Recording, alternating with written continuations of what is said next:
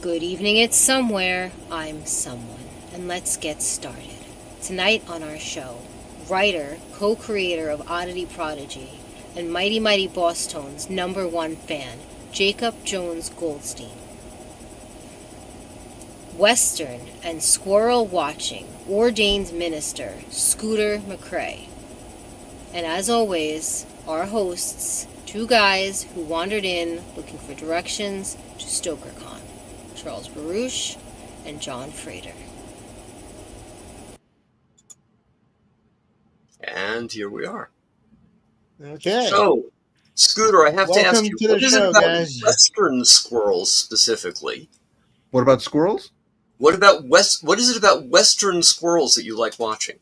Oh, I thought for a moment you were quoting the Pet Shop Boys song, West End Squirrels, because who doesn't love a good West End Squirrels?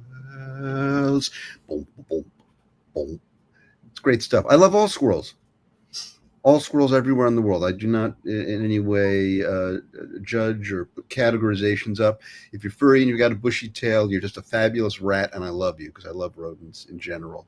And squirrels are the apex rat, and I love them. So, Jacob, what about you? What is your favorite squirrel? The ones that don't run into the street in front of my car. That's the main thing. I love squirrels. I don't like their suicidal impulses. I don't know if they're all goth or whatever it is, but I live in a pretty residential area, so I, drive slow, but we get a lot of them just dancing in the road. But yeah, the squirrels are great. It's their joie de vivre. They don't even realize it. They're bouncing around. They're filled with the magic elixir of life and just energy. And sometimes shit happens. Do you even know words like that, Scooter? I'm shocked. Shocked, I say. I'm reading off cards right now. Oh, okay. All of my responses are pre-written, even the ones I haven't gotten any idea of what you're going to say yet. There's up here. So some of this might not make too much sense. That's how they did Hollywood Squares. They would give them a stack of answers, and they wouldn't tell them what the questions were. It was just, if you're called, this is your next answer. And my last podcast, I interviewed Roby Garin, who's one of the writers for Hollywood Squares, and that was one of his little secret tips. Is so that's why they always looked like they were having such a good time, because they'd say things like, "My other hat."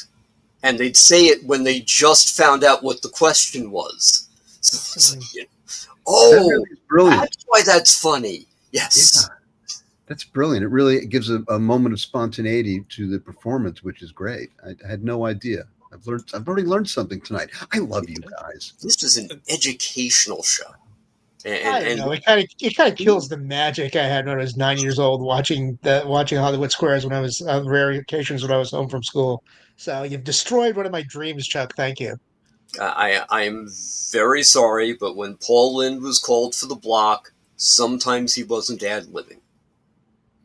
Fair enough. I'm not saying it was never, but sometimes he wasn't ad-libbing, John, and I am very sorry to be the one to tell you that. John, I got to tell you, too, about your 9-year-old comment. It's amazing to think back into my own life and think there was a time when I was 9 years old, 8 years old, 9, 10 years old, watching Hollywood Squares and had no idea that, for example, Paul Lynde was gay. It just wasn't like a thing. He was just so cool and funny. And, nothing like that had ever even crossed my mind, so it was just such a different world we were living in back then. Many ways, probably, maybe even a more wonderful world in some ways for not knowing. In some ways, yeah, because the utter horror of the universe does not usually inhabit the same place that a 9-year-old's mind does. But but growing up in New York City is very different from growing up in Austin, Texas, or Tulsa, Oklahoma, or any other place. You see everything, and everything ends up being here one way or the other. So to me, the world is a very different place. from everyone else I know, basically. So other than the people that that are part of my circle, but that's another story. Wow. But John and I live fairly close. I live in Flushing, and Flushing is literally the most diverse place on the planet at this moment. The entire world comes Queens has something like 168 languages spoken in our geographical location.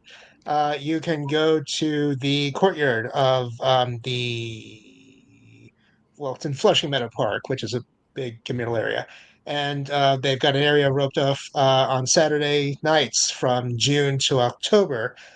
There's the Queens Night Market where all the different vendors, all the ethnic food vendors show up to sell their wares, and you can do an entire tour of the entire world in like 3 hours if you're willing to pay for amazingly delicious and varied food. So Hey, I'm in yeah, Brooklyn, so fuck y'all's. my dad grew up in Brooklyn and he never lived it down. I don't know why. Damn. I don't know. Down here in Newark, Delaware, I got to say we probably don't have the same amount of diversity that the city has. Although we got the University of Delaware, so when it's in session, you get a little bit more variety, but not as much as you'd like. Yeah. Makes me miss the city. Yeah, I can literally walk 2 blocks in one direction and be eating dim sum, 2 blocks in the other direction it's sushi. Then there's great Mexican food. There's great everything. Pick a country, walk 5 blocks from the center of Flushing. You're probably in a territory where you can eat that kind of food. You can hear that kind of language. People say to me, why don't I travel anymore? And it's like, I don't have to. Everything's coming here. Yeah. Yeah, similarly in Brooklyn, I've got choices like that too. I can't walk more than 10 feet without stepping in Mexican food, and then walking another 10 feet and stepping in Chinese food, and then maybe another 10 feet, and it'll be like some Indian food. There's just nothing you can't step in my neighborhood. I was just in Brooklyn last week, and it seemed like a very nice place, Scooter. I don't know. Oh, it's lovely. I eat off the sidewalks. That's so I save money. Yeah, there was an event called We Demand Stories, and Scooter was nice enough to come out, and we were talking about the future of space. And it was a best-selling author, and his editor, and a neuroscientist, and somehow me. It was fascinating. I learned a great deal. It was really, really cool. I learned a lot too, and seriously, it was a great panel. All of you were really wonderful. As I said to you afterward, you're all also very optimistic up there. Thinking that there's a future that far in and whatnot. But nonetheless, it was great. I'm glad. Thank you again for inviting me. It was excellent. My pleasure. We just put out a book, a utopian science fiction anthology, and it was fun, reading all the stories and looking at all the, kind of these hopeful visions of the future. And then we put it out in an election year, which what would you think? Maybe not our best timing. Yeah. Which publisher was that? Oh, that's us, Oddity Prodigy Productions. Yeah.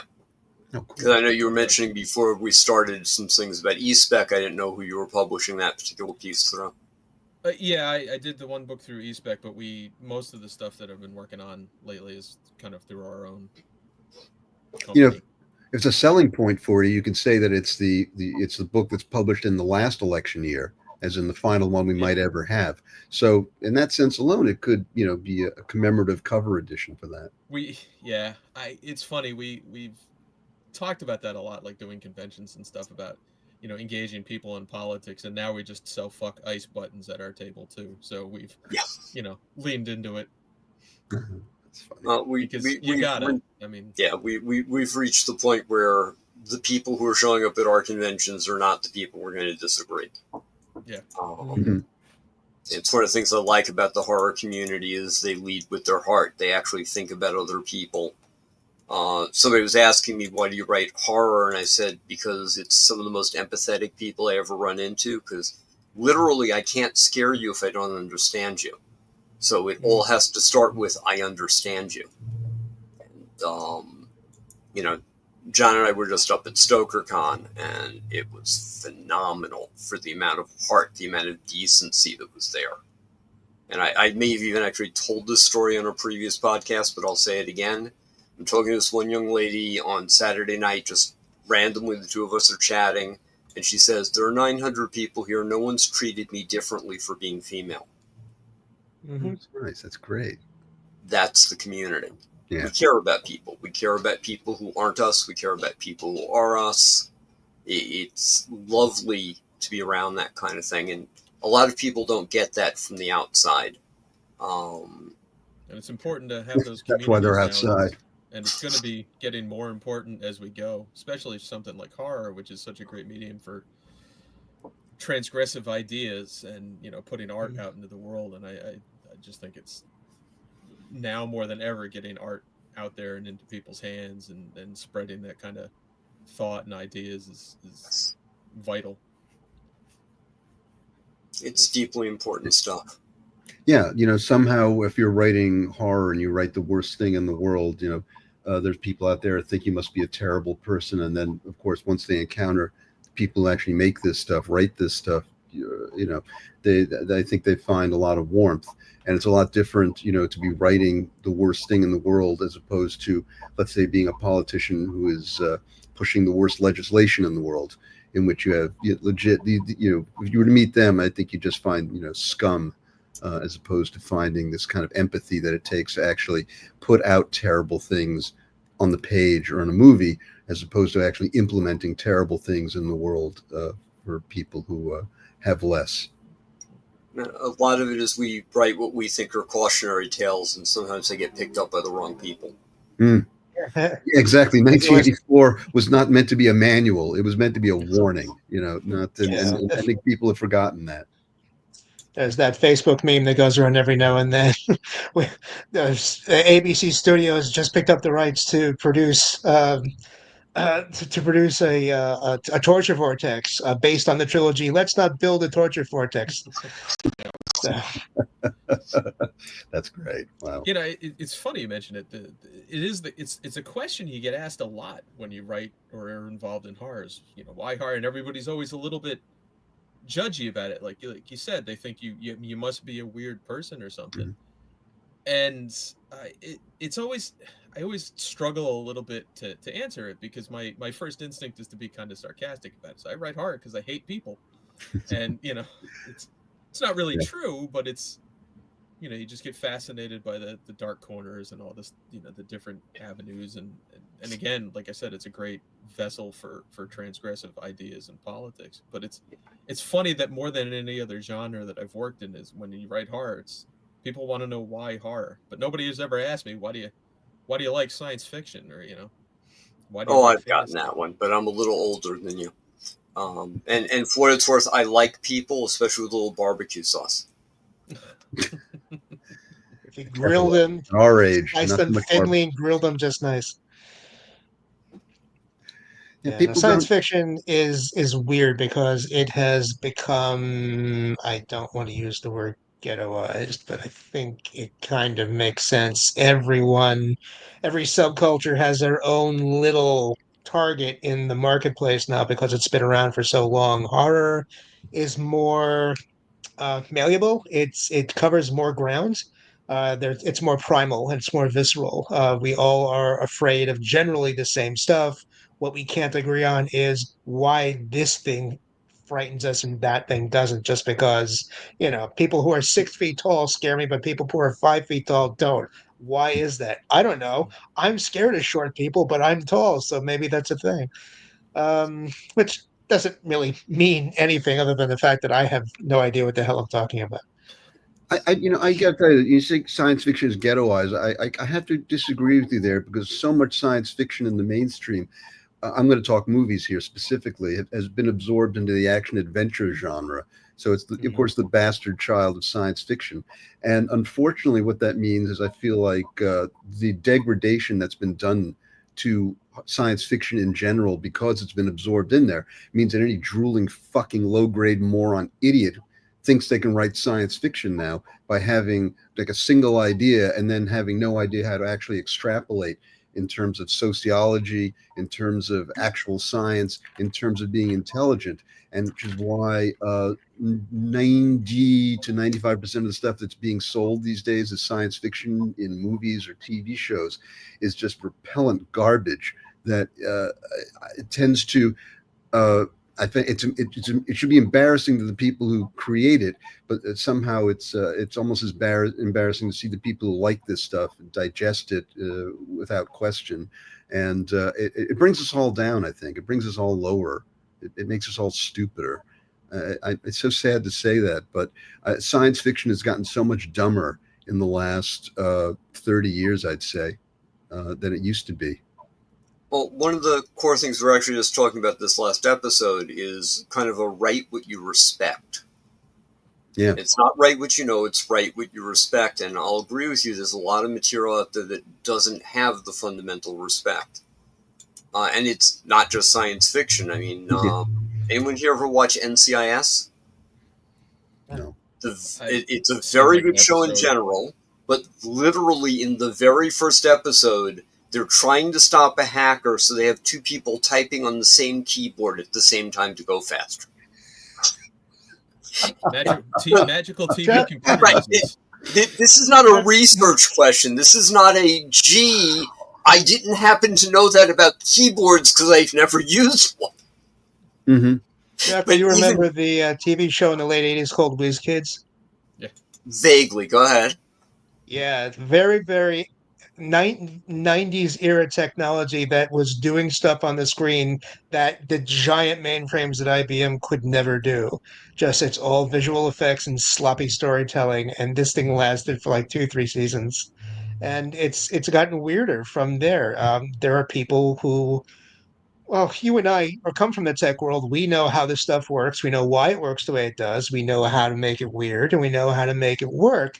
The guys who are writing these scripts have no idea about any of that stuff, and they don't care. They don't care. It's all about time and money, and just get the 120 pages done every single week, no matter what you have to do. Yeah, I think there's a good amount of people in the world who think that hacking looks like the graphical interface in Jurassic Park, and is never going to be shaken out of that opinion. That's pretty funny. I just saw Alien Romulus for the first time. I don't know what I was thinking. I heard good things about it, and then I'm watching this stupid piece of shit. At some point, the robot character they put a little disc in his neck to change his programming, and then at the end of the movie, in order to get him back, they find him. They take the disc out of his neck, and I was watching it going like, does anyone have any idea what the fucking OS upgrade is? So the disc goes in and you just take it out. That's what happens. It's 2025. What kind of fucking idiot would write something like that? Because it just the lack of any understanding of how science works at all is summed up in that to me. And that's, you have no right to be writing a science fiction screenplay. You should be laughed out of the fucking studio you handed that into. Just awful garbage. Yeah, have you guys ever seen Pitch Meeting on Screen Rant's YouTube channel? Mm-mm. They take an existing movie and they give you it as if it was being pitched with every plot flaw being discussed. They're going to do this. That would be very useful. They will never do it again for the rest of the movie. Then they're going to do this. Why are they going to do that? Because I wrote it that way. Yeah. Yes. That sounds right. That sounds great. And they take movie after movie and they do exactly that treatment to it. And it's amazing. We suspend disbelief. That's part of what you do when you go to the movies. It's part of what you do when you read a book. Yep. But I'm going to agree with you strongly. There should be some limit to how much you have to suspend. And, you suspend with respect. That's what you're talking about. You suspend with respect. And when it gets disrespectful, that's when you throw the fucking book or you start yelling at the movie and tearing the goddamn screen down with your fingernails. But yeah, you're totally right. There's absolutely suspension of disbelief. It's necessary. That's part of like the contract between the viewer, the reader, and the artist who's either written or created the movie. That's the contract. And when you do something stupid and disrespectful to your audience, you've broken the contract and you should be chased out of town. Yeah, I'm sorry, I didn't mean to interrupt you. No. So that was exactly I had to jump in. That was exactly Best I can do sometimes is just make sure I've got the rules of the universe set and I stick to them. And if something doesn't work, I figure out why it doesn't work. And if someone tells me it doesn't work, I listen to them.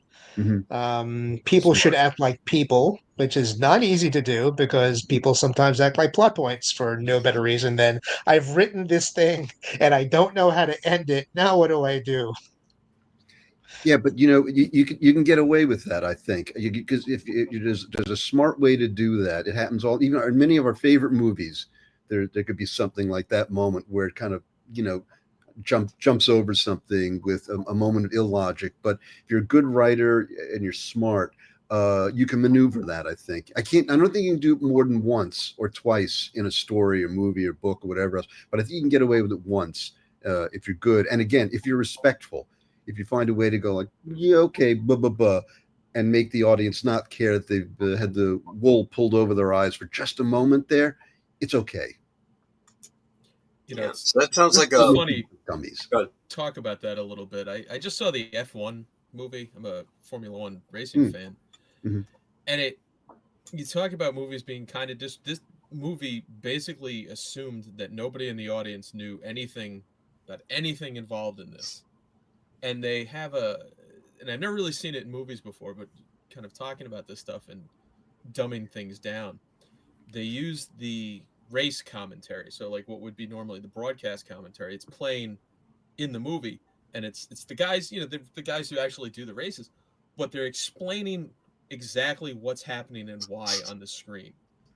So it's like, oh, and there's the safety car comes out, and here's what a safety car does, and it feels like a little pop-up window for people who just don't know what's going on. And I realize that this movie is essentially an ad designed for people who don't know anything about F1, blah, blah, blah.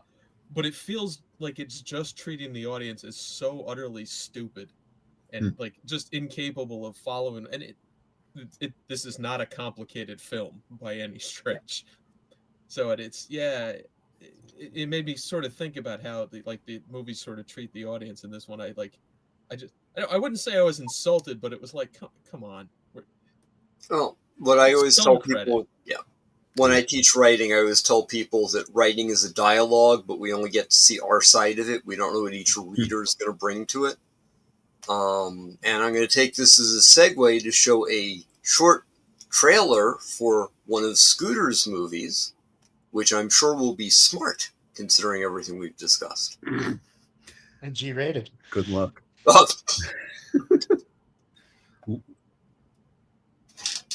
It is not playing. Why is it not playing? Let's make it play. Take it back. There we go. There we go. State-of-the-art sex dolls are not only socially acceptable nowadays, but also highly priced luxury items. All right, not the conversation I was expecting. Not everyone buys a doll like this for sex. Some people want companionship. That's why we're developing a sex doll that can take and reacts to physical abuse. Have you ever hit a person to satisfy your own pleasure? Not intentionally, no. I want you to punch me now. Do you think you'll be comfortable hitting a device that looks like a human? I don't honestly know. But you're hoping so? Yes. Because? I need the work. Can't find the words, little man? Susan has made me aware of some things that I found surprising. I'm not quite sure what you're talking about. The ultimate goal of this project. She only has eyes for you, not Derek. Please continue to hit me if it satisfies you. Well, I guess it was nice having listeners up until now. Sorry, everyone. It's just us now. It is a rough topic, and kind of want to know why you decided to approach this. I mean, a movie is not a 4-minute commitment. It's a pretty serious thing. What made you put the time, trouble, effort, and cash into? That's a great question. It's funny. I don't think I've actually gotten that question before. It's just to me, it was an important topic that was worth talking about. We throw around phrases like toxic masculinity, but that is something. And when I was first sitting down, and it's a strange metamorphosis. This movie began as a much larger work and then got reduced to what it is now, which is this core story you saw in the trailer. And I think there's just so much male anger, gender anger that's just taken for granted in society, in the language.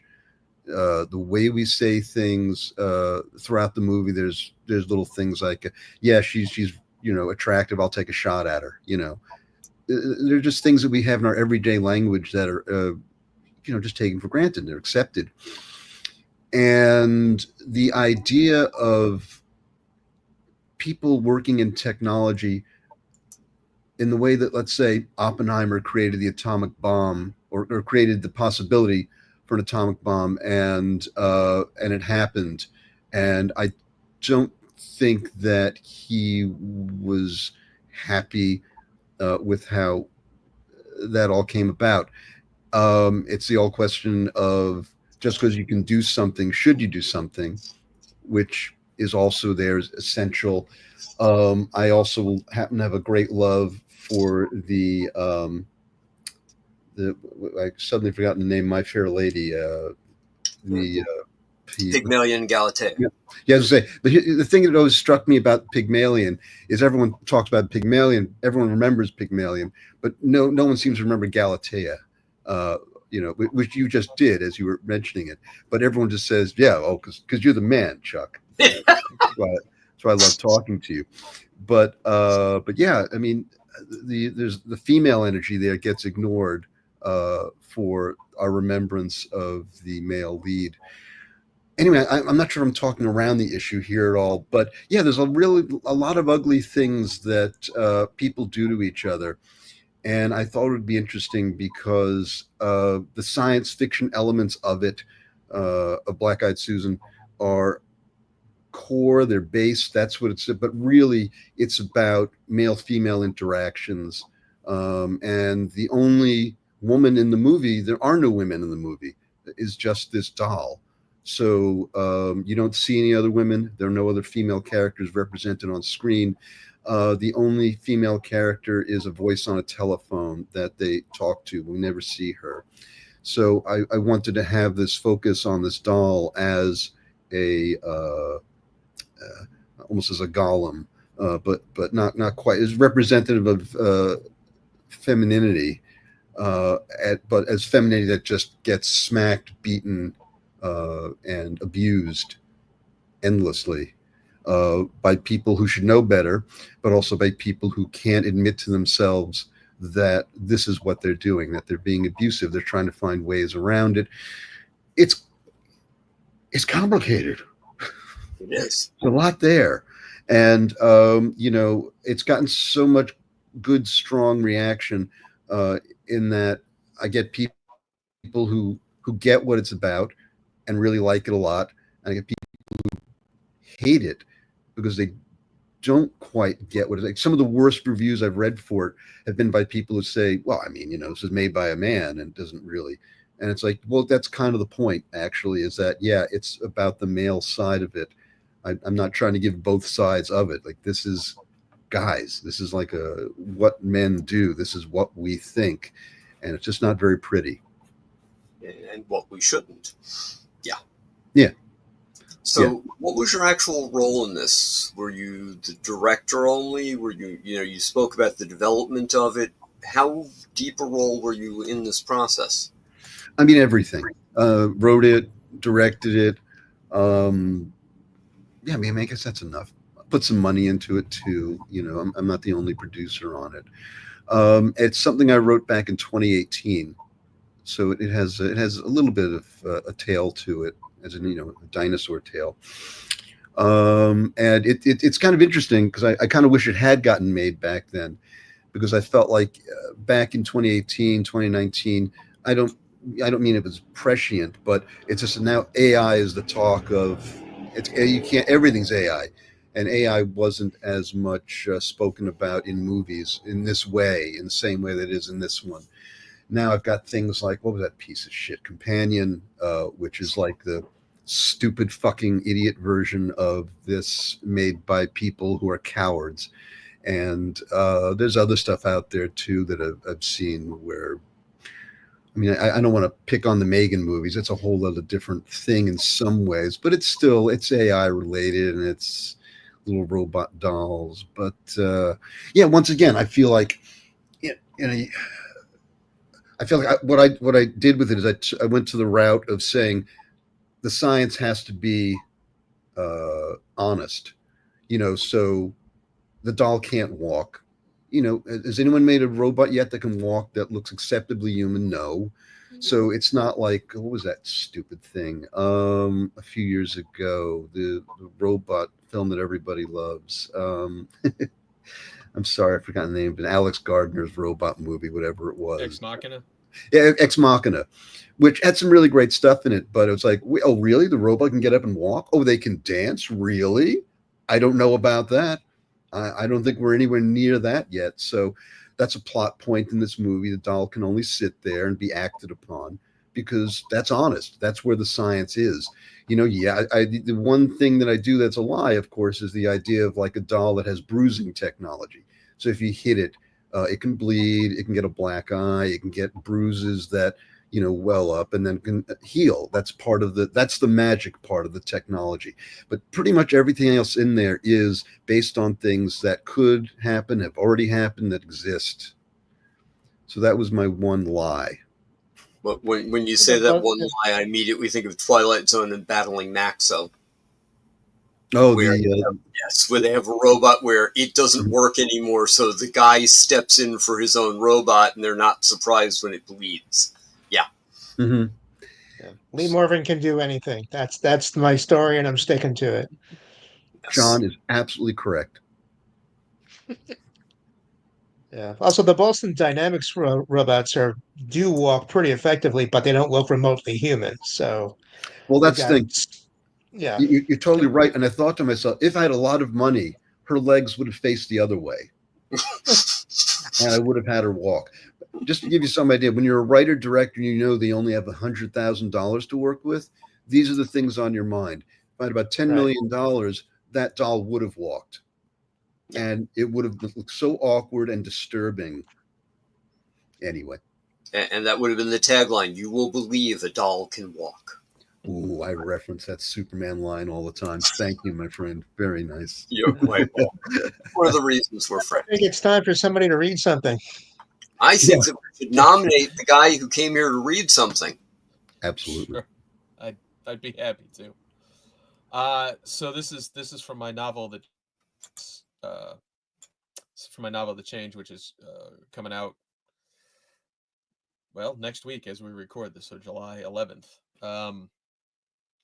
This is actually the very beginning of it, so the opening. The novel itself is about a lot of things, but it's essentially a zombie novel. It's about 30 years after the zombie apocalypse. Society has kind of learned to live around these things, and it's about what happens next, sort of after post-apocalypse, I guess you might call it. So this is the very beginning. So I'll read just a little bit. I was 7 years old the day I met Dylan Droge. This would have been about 15 years ago. I lived on a small farm with my brother and my mom. We grew enough to feed ourselves and always had a little bit left over to sell. The money we made wasn't much, but it kept us in generator fuel, and that was all we really needed. My mom had a cheerful way about her that had men from town knocking on our door. Despite their many attempts, she never so much as went on a date with any of them. Whenever I asked about it, she would tell me that she'd fallen in love once, and that was enough for her. She'd been raised on a farm and had strong arms and the deep tan to prove it. Our family had always been farmers, she said, even before the change. We had a photo album that had some old pictures in it from the farm she'd grown up on. It was a beautiful place. It was out in the Kansas territories, not far from Silver City. She left when she married my father. Apparently my grandfather never really took to my dad, and it caused a bit of a rift. Mom never talked about it much, but I think that's why we ended up where we did. My brother James was 12 at the time, had begun to travel outside of our farm compound some. Mom didn't much like him going out on his own, but he had a knack for hunting and scavenging, so she let him go. That didn't stop her from waiting by the gate for him to come home. I'll always remember seeing that look of fear in her eyes every time the sun started to set and he wasn't home yet. He always cut it too close for her comfort. When people tell stories about big days in their lives, they always seem to preface it with details that imply that they knew something was in the air, like they had some kind of sixth sense about it. You know the kind of stories. When I was walking home that day, a black cat crossed my path, so I knew something was going to happen, and the like. I don't remember any kind of premonition like that. My brother had left at dawn to go hunting and to check out a cave he'd found late the previous afternoon. Seemed to think there was some good usable metal in there. Mom and I spent the early morning working in the field. The first time I saw her go to the gate and look for him was when we broke for lunch.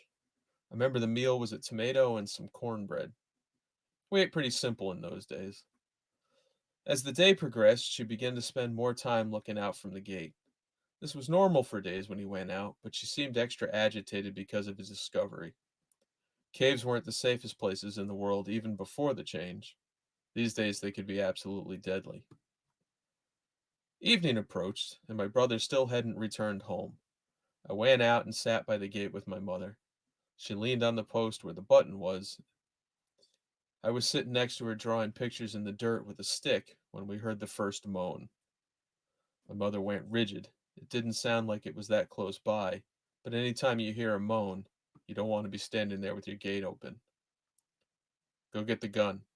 Hurry, she said in a tone that I had never heard before. All the good humor had drained from her. Even as a 7-year-old, I could sense that she was scared. We didn't get a lot of traffic where we lived, too far from any real population center to attract much. Because of that, I'd never seen it changed. I knew what the fence was for and why we didn't travel at night. I'd heard them. You can't not when it gets quiet. But I wasn't really scared of them, not as scared as I should have been. Even as I ran to the house and got the gun from the bookshelf and came running back, I handed it to my mom, who did a quick check that it was loaded. She then did something I'd always been told you shouldn't do. She called for my brother as loud as she could. One of the things they teach you is to keep quiet once you hear the moans. The changed can't see and hear all that well, so sometimes, if you're quiet and still, they have trouble finding you. However, if you start yelling, they can hone in like a shark who senses blood in the water. So yeah, so that's the beginning of the story, and it goes on from there. That's a great start. Nice, well done. Nice. It really is. Yeah, I'm excited. I wrote this a while ago, child's and I'm excited to perspective. finally have it out there. Congratulations. Thanks. Yeah. Sucked me right in. That's great. So, You know, what other stuff are you writing? Right now I'm working on a superhero short story for I with a few friends, we built a small publishing company called Oddity Prodigy Productions. And what we've been doing is putting out anthologies. So this will be our fourth full anthology with writers from all over the world, although we kind of focus on local area writers, and we always try to get a few first-time authors into each of our anthologies. But the next one coming out probably sometime in September, October, is called Where Legends Walk, and it's a superhero anthology. I grew up on comics and still love them, and wanted to do something in a genre that I like, which I guess is a bit more popular now than it was when I was a kid, but I haven't lost my love for it. So I'm working on a story for that. And then we've got a few other things coming down the pike that we're still deciding on and still putting together. But Very cool. What about you, Scooter? What's next? I'm going to finish this drink. I'm gonna consider intensive therapy. I don't know. I've just started doing some outlining for a next possible project or two, but I make a movie once every 10 years, so it's only been less than 2 years at this point. So I got a whole 6-8 years now to consider what the next project will be if I live that long. So I'm just I'll see what hits. It's funny. I will say one thing. There's this we all go through this, right? You finish something, you work, you're your hand, your project, whatever it is, it's a book, it's a movie, your fingers is still stained with blood and your own skin that you've clawed off while you're doing it. You're like, oh God, here it is. And it's like, everyone, that's great. So what's next? I'm like, are you fucking kidding me? No one ever says that to a mother as soon as they've given birth, it's just one of those questions that I appreciate the question and I get it, but I also go, for fuck's sake, man, my vulva is still bleeding. We're still, changing the sheets on the hospital bed here. It just came out of me, so I don't know, but I swear I'm thinking I might do something else, but we'll see. I'm having such a good time being alive that it's hard. Do you guys go through that where you just think like, I just want to live a little bit and get away from all this? And I'm turning in novella every 30 to 40 days for either Raven Tail or Dusty Saddle. The last thing I turned in for Athon Books, it's like 3 books of 120,000 words each or something like that. And I was so burnt out, I didn't write anything for a year and a half. And now I'm finally ready to do something else in that particular universe. So I just started that. I mean, I wrote book 1, decided it would make a better book 2. Now I'm writing a new book 1. So just so I understand, so you guys invited me on because you needed one lazy son of a bitch. Oh, so no. you all would look better. Because I know Jacob, you already said you're on stuff. You probably even more you haven't told us yet. So I'm the fucking lame ass guy who was like, I don't know. No, we needed one person who actually has a life. Besides, you've got the Star Trek, you've got the Enterprise on the shelf behind you. That's not nothing. True, and next to Pikachu as well, because Indeed. Pikachu is an electronic rodent, and as I said, I love all rodents. Yes, but not so much the bushy tail on Pikachu. Well, I mean, it's a lightning bolt. You don't want to touch that shit. Electric rodent, man. I've got to ask you, Scooter, while we're all here together. I have a horror podcast called the Scary Stuff Podcast. We talk about horror movies and stuff. And my 2 co-hosts are big Frank Henenlotter fans. Oh wow! And yes. I saw from your IMDb that you worked with him on Bad Biology. Yeah, on Bad. Well, I got to know Frank because I started on Basket Case 2. Oh wow! Which for completist is under my real name, my legal name. So I'm in there. I was an art department PA, but it doesn't get connected because people don't realize I have more than one name. But yes, on Bad Biology, I really just that is Frank's project and RA's project through and through. I was there for a couple of days and I shot behind the scenes footage, and that ended up on the Blu-ray that just came out, or the 4K that just came out from I think it was Severin that came out with it. So it's this wonderful 20-minute segment of no narration, it's just fly on the wall footage of Frank directing, working with the actors, the special effects and stuff. So if you're a fan of Frank, just to watch him work is like watching a magician conjure. He's an excellent director, and I think people don't give Frank enough credit as a writer and as a director. And when you see him work, because it's just the material. People think, oh, it's Basket Case, it's this, it's that. I mean, these are actually great movies that he's made, and Frank is a real artisan. He works out his scripts very exact. We years ago we wrote a couple of screenplays together, and unfortunately none of them got made. But I can tell you from working with Frank that he introduced me to the magic of Billy Wilder, and Billy Wilder's screenplays are some of the greatest scripts written for movies.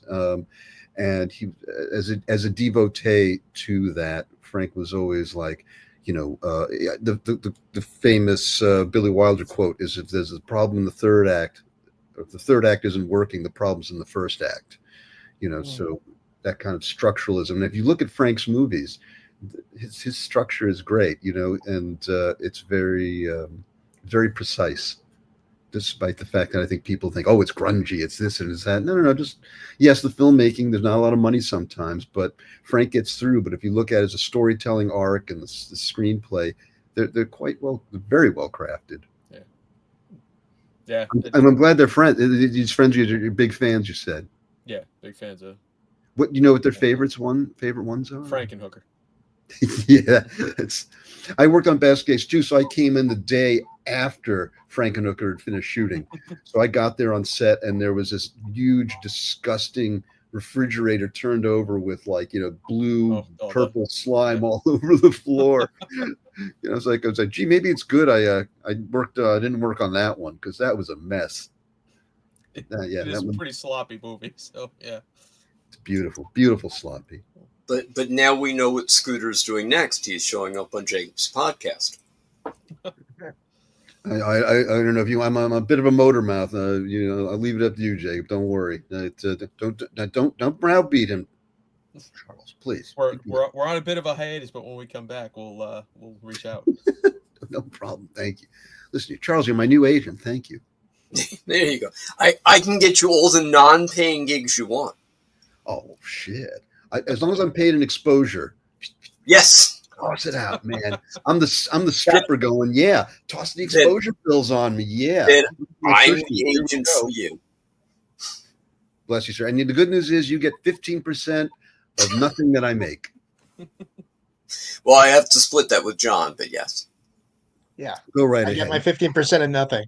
I was going to say, fuck it. You guys got 50% of it. Dude, if it's nothing, I should get 100%. Why not? Yeah. That's why. No, I'm not the creator. I'm just the other guy. So 50% is fine. Guys, I'm rich. I'm drowning in nothing. You don't even know. I'm easy.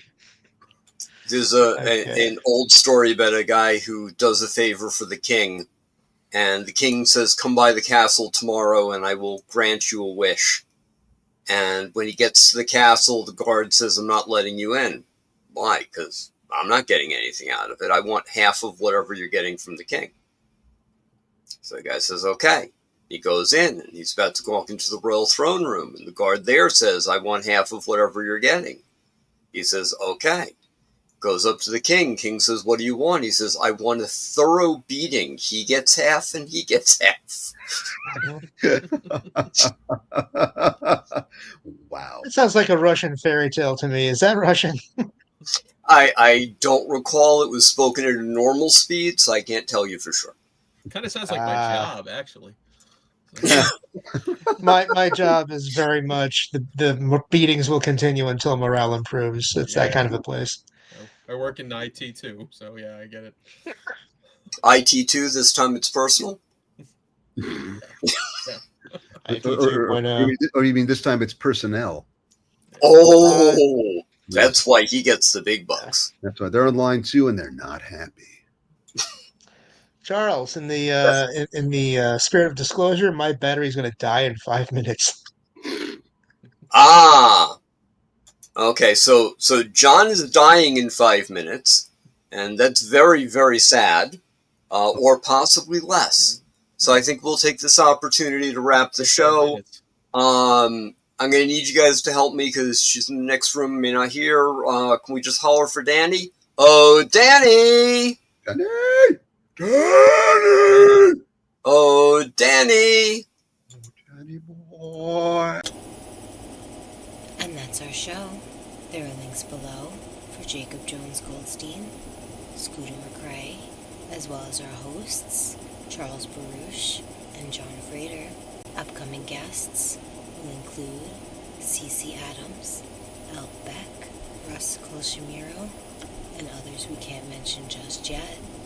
If you are horror adjacent in comics, books, film, streaming, and want to be on the Horror Words podcast, email drownedrat@horrorwords.com. We'd like to thank our sponsor, Raventail Publishing. Good night.